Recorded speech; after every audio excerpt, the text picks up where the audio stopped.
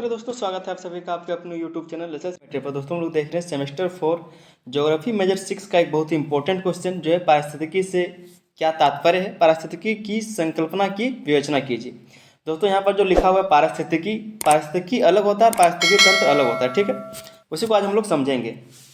पारिस्थितिकी का मतलब होता है कि ये एक शाखा होता है, विज्ञान का शाखा, जिसके द्वारा क्या होता है, जीवों और पर्यावरण के बीच संबंधों का अध्ययन किया जाता है इसके बीच में, ठीक है। मतलब जो जीव है और उसका जो पर्यावरण आसपास का चीज है उसके बीच कैसे संबंध करता है, कैसे इसका वितरण होता है, कैसे यहाँ पर जो जीव है वो जीवित रहता है, ठीक है। इसके बारे में अध्ययन कौन करता है, तो पारिस्थितिकी। लेकिन जो पारिस्थितिकी तंत्र होता है वो क्या होता है, तो जैविक और अजैविक घटकों के संगठन का अध्ययन वो करता है। जैसे मान लीजिए कि एक तालाब में अजैविक चीजें भी होती है और जैविक चीजें भी होती है, जैसे मेढक हो गया, जीव हो गया, कोई भी जीव हो गया, या फिर कोई पौधा हो गया जो सूख के गिर गया, या फिर घास वगैरह होता है बहुत सारा जो सूखा हुआ रहता है। तो मतलब जो जीव जैविक है और अजैविक घटक है दोनों के साथ संगठन का जो अध्ययन करता है वो पारिस्थितिकी तंत्र कहलाता है, और जो जीवों और पर्यावरण के बीच संबंधों का अध्ययन करता है वो पारिस्थितिकी कहलाता है, ठीक है। उसी को आज हम लोग बहुत ही डिटेल में समझने वाले हैं। चैनल पर अगर नए तो चैनल को सब्सक्राइब कर लीजिए, साथ ही अपने दोस्तों तक भी इस वीडियो को शेयर कर दीजिए। आइए समझते हैं इस क्वेश्चन के आंसर को। क्या लिखा है कि पारिस्थितिकी से तात्पर्य, क्या मतलब होता है इसका। तो पारिस्थितिकी जिसको इकोलॉजी भी कहते हैं, और जो पारिस्थितिकी तंत्र होता है उसको इकोसिस्टम कहते हैं, ठीक है। तो पारिस्थितिकी जीव विज्ञान की वह शाखा है जो जीवों और उनके वातावरण के बीच परस्पर संबंधों का अध्ययन करती है। क्या बोल रहा है कि जो पारिस्थितिकी है वो जीव विज्ञान की वह शाखा है जो जीवों और उनके वातावरण के बीच परस्पर संबंधों का अध्ययन करता है। जीवों चाहे वो जीव और जो उनके वातावरण है, उसके उनके आसपास जो वातावरण है उसके बीच जो परस्पर संबंध होता है कि कैसे वहाँ पर वो जीवित है, या फिर कैसे उन पर्यावरण के साथ वो रहता है, कैसे किस तरह से उसका संबंध है, उनका अध्ययन कौन करता है, तो पारिस्थितिकी करता है। यह अध्ययन करता है कि जीव अपने भौतिक भौतिक मतलब क्या, तो जल, मिट्टी, तापमान, इस तरह की चीज़ों को भौतिक कहा जाता है, और जैविक जिसमें जो जीव होते हैं तो परिवेश के साथ कैसे संपर्क करते हैं। क्या लिखा है कि यह अध्ययन करता है कि जीव अपने भौतिक और जैविक परिवेश के साथ कैसे संपर्क करते हैं, ठीक है, कैसे तालमेल बैठाता है। तो सरल शब्दों में इसको कहा जा सकता है कि पारिस्थितिकी का तात्पर्य पर्यावरण के भीतर विभिन्न जीवों और उनके वातावरण के बीच जटिल संबंधों से, ठीक है। क्या बोल रहा है कि पारिस्थितिकी का जो तात्पर्य है वो पर्यावरण के भीतर विभिन्न जीवों और उनके वातावरण के बीच जटिल संबंधों का है, किस तरह से जो जीव रहते हैं वो अपने वातावरण के साथ कैसे तालमेल बैठाते हैं, उसी चीज का अध्ययन को पारिस्थितिकी कहा जाता है। आइए समझते हैं इसके बाद और चीजों को। वीडियो को आप लोग को अंत तक जरूर देखना है, तभी जाके आप समझ पाएंगे, नहीं तो आप लिखा हुआ आप अगर कमेंट कर देंगे तो हम आपको पीडीएफ ही दे देंगे। लेकिन अगर सिर्फ आप अगर समझना चाहते तो आप पूरा वीडियो को देखिए, नहीं तो अगर सिर्फ लिखा हुआ चाहते तो आप कमेंट कीजिए, हम सीधा आपको पीडीएफ ही दे देंगे, ठीक है। तो वीडियो को आप लोग अंत तक देखिए, तभी जाके आपका मार्क्स जो है इंक्रीज हो पाएगा, ज़्यादा आपका जो नंबर है वो आ सकेगा। परिभाषा क्या दिया गया है इनके द्वारा, हैकेल के द्वारा परिभाषा क्या दिया गया है, तो पारिस्थितिकी जीवों और उनके पर्यावरण के परस्पर संबंधों का विज्ञान है। इनके द्वारा जो पारिस्थितिकी है उसका जो परिभाषा किया गया है अर्नेस्ट हैकेल के द्वारा, इन्होंने क्या कहा है कि पारिस्थितिकी जीवों और उनके पर्यावरण के परस्पर संबंधों का विज्ञान है। चाहे जो जीव है उनके पर्यावरण के साथ जो संबंध है उसी का विज्ञान क्या कहलाता है, पारिस्थितिकी कहलाता है। दूसरे विद्वान है ऑडम, ठीक है। ऑडम ये क्या कहते हैं, यह अध्ययन है कि जीवों का पर्यावरणीय कारकों के साथ कैसे तालमेल होता है और यह जैविक संरचनाओं का संगठन कैसे करता है। ये एक अध्ययन है, क्या करता है इस अध्ययन में, तो जीवों का पर्यावरणीय कारकों के साथ कैसे तालमेल होता है, जो जीव होते हैं उनका पर्यावरणीय कारकों के साथ कैसे तालमेल होता है, और यह जैविक संरचनाओं का संगठन कैसे करता है। और यह जो है जैविक संरचनाओं का संगठन कैसे करता है यह इस अध्ययन में पता चलता है, यह इस अध्ययन में किया जाता है। तीसरे जो विद्वान है वो कहते हैं चार्ल्स क्रॉथर, ठीक है। इनका नाम क्या है, चार्ल्स क्रॉथर। वो क्या कहते हैं कि पारिस्थितिकी प्रकृति का वैज्ञानिक अध्ययन है जिसमें पौधे और जानवर अपने पर्यावरण में कैसे व्यवहार करते हैं इसका विश्लेषण किया जाता है।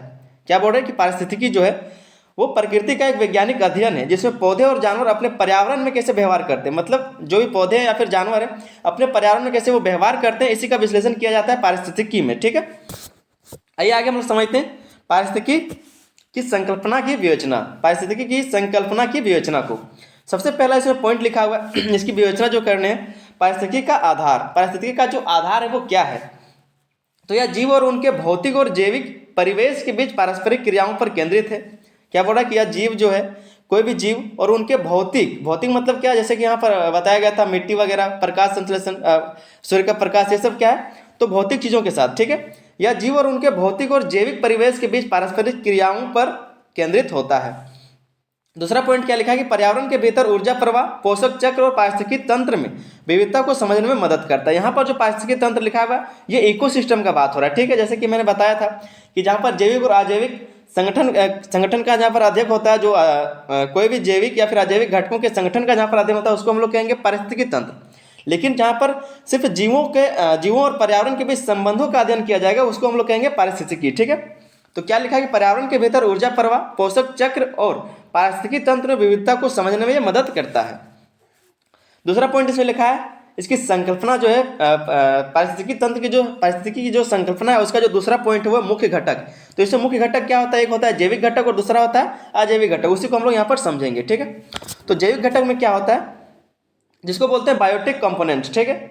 तो इसमें सभी जीवित प्राणी आते हैं जैसे कि पौधे, जानवर और सूक्ष्म जीव। इनके बीच की क्रियाएं जैसे भोजन श्रृंखलाएं, शिकार और सहजीवन पर्यावरणीय संतुलन को बनाए रखती है। जो जैविक घटक है वो क्या होते हैं, जो जीवित चीजें हैं जिनमें प्राण होता है, ठीक है। तो जीवित प्राणी आते हैं जैसे कि पौधा हो गया, जानवर हो गया, सूक्ष्म जीव हो गया।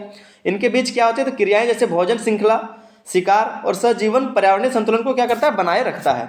दूसरा हम लोग देखेंगे अजैविक घटक, ठीक है। अजैविक घटक को अबायोटिक कंपोनेंट्स।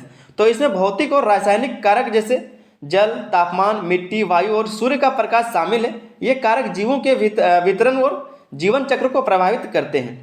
क्या करता है ये, तो ये कारक जीवों के वितरण मतलब क्या कि कहाँ कहाँ कौन से जीव रहते हैं उसी को ये प्रभावित करता है और इसके जीवन चक्र को भी प्रभावित करता है। यहाँ से हम लोग देखेंगे दोस्तों पारिस्थितिकी की शाखाएं, इसकी शाखा को देखेंगे हम लोग, ठीक है। पारिस्थितिकी की शाखा कौन कौन से, जैसे कि ये अध्ययन करने का एक वैज्ञानिक तरीका है पारिस्थितिकी, तो इसकी क्या क्या शाखाएं हैं उसके बारे में हम लोग समझेंगे। सबसे पहला है स्वतंत्र पर्यावरणीय अध्ययन। स्वतंत्र पर्यावरणीय अध्ययन, ठीक है। क्या लिखा है कि किसी एक विशेष जीव या प्रजाति और उसके पर्यावरण के संबंधों का अध्ययन। जहां पर सिर्फ किसी एक विशेष जीव या फिर प्रजाति पर अध्ययन किया जाता है, उसके संबंधों का अध्ययन किया जाता है, उसको क्या कहते हैं, तो स्वतंत्र पर्यावरणीय अध्ययन कहा जाता है। उदाहरण के तौर पर आप समझ सकते हैं कि शेर का पारिस्थितिकी अध्ययन। शेर का पारिस्थितिकी अध्ययन, जैसे कि शेर रहता है जंगल में और वो क्या खाता है, किस तरह शिकार करता है, कहाँ रहता है, उसका कितना बड़ा क्षेत्र है, इस तरह का जो अध्ययन होता है उसको स्वतंत्र पर्यावरणीय अध्ययन के अंतर्गत रखा गया है, ठीक है। ये क्या है, तो पारिस्थितिकी की शाखाएं हैं, पारिस्थितिकी की शाखा है ये।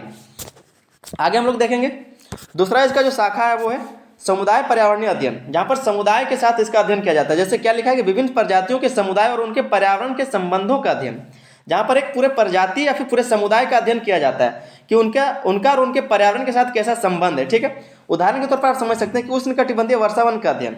जैसे उष्णकटिबंधीय वर्षावन में कई सारे जीव होते हैं और वहां पर किस तरह से सबका पर्यावरण के साथ संबंध है उसके बारे में जब अध्ययन होता है तो उसको कहा जाता है समुदाय पर्यावरणीय अध्ययन, ठीक है।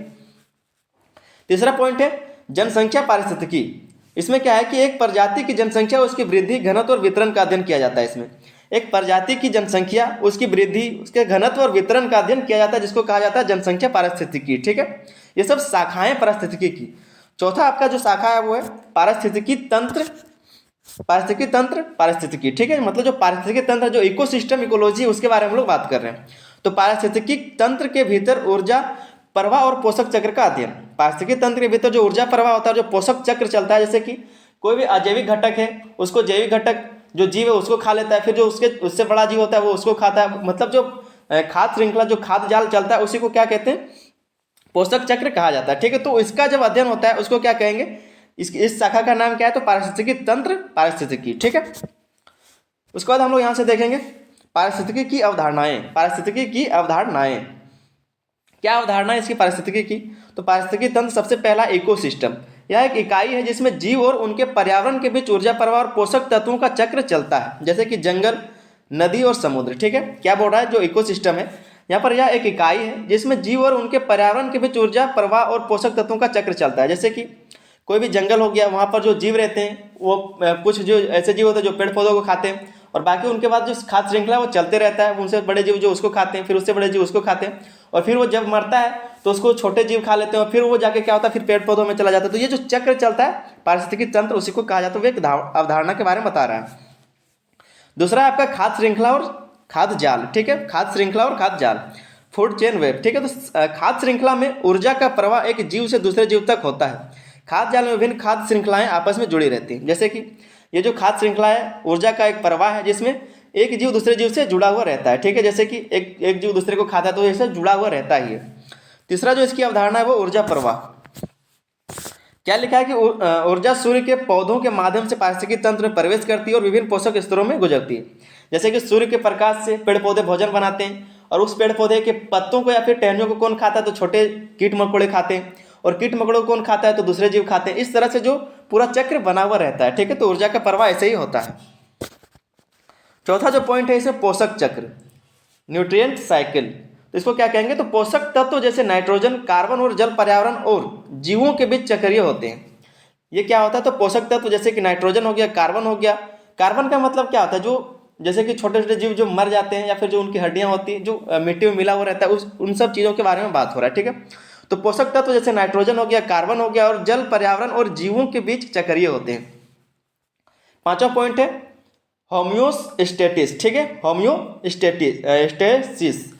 इसमें क्या है, तो यह प्राकृतिक प्रणाली का संतुलन बनाए रखने की क्षमता, क्या है, यह प्राकृतिक प्रणाली का संतुलन बनाए रखने की एक क्षमता है, ठीक है।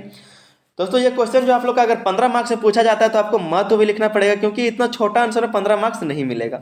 तो थोड़ा सा इसको लंबा करके लिखिएगा, इसके लिए मैंने महत्व यहाँ पर लिख दिया, उसको 4-5 लाइन में आप लिख दीजिए जरूर, ताकि आपका नंबर जो है कटे ना। तो इसका महत्व क्या है, पर्यावरणीय संतुलन इसका महत्व है। ये जो पारिस्थितिकी का जो अध्ययन है, इसका जो महत्व है वो क्या है, पर्यावरणीय संतुलन इससे बना रहता है। जैसे यह समझने में मदद करता है कि पारिस्थितिकी तंत्र कैसे संतुलित रहता है। ये जो पारिस्थितिकी है वो समझने में मदद करता है कि पारिस्थितिकी तंत्र जो है वो कैसे संतुलित रहता है। दूसरा इसका महत्व संसाधनों का संरक्षण। तो प्राकृतिक संसाधनों के सतत उपयोग की योजना बनाने में सहायक होता है, ठीक है। प्राकृतिक जो भी संसाधन उसके सतत उपयोग, किस तरह से उसका सही तरीके से उपयोग किया जाए, इसकी योजना बनाने में ये सहायक होता है। इसका तीसरा जो महत्व है वो जैव विविधता का संरक्षण। तो प्रजातियों और उनके आवासों को बचाने में मदद करता है। जो भी प्रजाति होती है उनको बचाने के, और उनके जो आवास होते हैं उनको बचाने के लिए ये मदद करता है। चौथा पॉइंट है इसका, चौथा जो महत्व है जलवायु परिवर्तन का अध्ययन। तो पर्यावरणीय समस्याओं और उनके समाधान को समझने में मदद करता है। इसके बाद एक निष्कर्ष आप लोग जरूर लिखेंगे। निष्कर्ष में आपको वही लिखना है जो आपने ऊपर लिखा। आप चाहे तो इसको खुद से लिख सकते हैं, 2-3 लाइन ही लिखिए, लेकिन निष्कर्ष जरूर लिखिएगा। नहीं तो हम जो यहाँ पर लिख के लाए उसको आप एक बार पढ़ लीजिए, उसी तरह से आपको लिखना है। निष्कर्ष में क्या लिखना है कि पारिस्थितिकी एक व्यापक विज्ञान है जो प्रकृति और जीवों के बीच परस्पर क्रियाओं को समझने में मदद करता है। यह न केवल जैविक प्रणालियों को समझने का आधार है, बल्कि संसाधनों के संरक्षण और सतत विकास की योजनाएं बनाने के लिए भी अनिवार्य है।